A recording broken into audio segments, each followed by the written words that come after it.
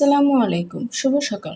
সরকারি মিডিয়াভুক্ত দৈনিক মুন্সিগঞ্জের খবর পত্রিকায় প্রকাশিত গুরুত্বপূর্ণ খবরগুলো এক নজরে।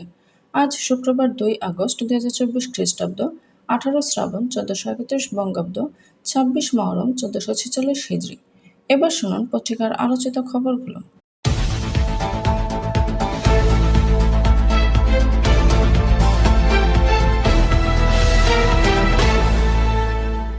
বাংলাদেশে জঙ্গিবাদের কোনো স্থান নেই, প্রধানমন্ত্রী।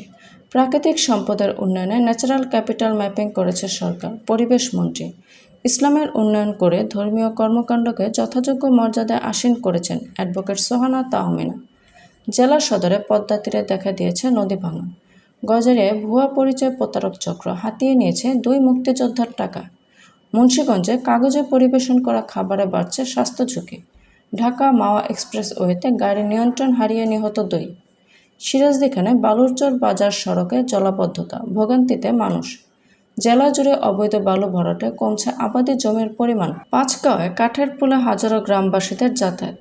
শ্রীনগরে কোটা আন্দোলনে নিহতদের স্মরণে শোক মিছিল। সিরাজদিখানে পৈতৃক সম্পত্তি ভাগ না করে বসতঘর তোলায় থানায় অভিযোগ।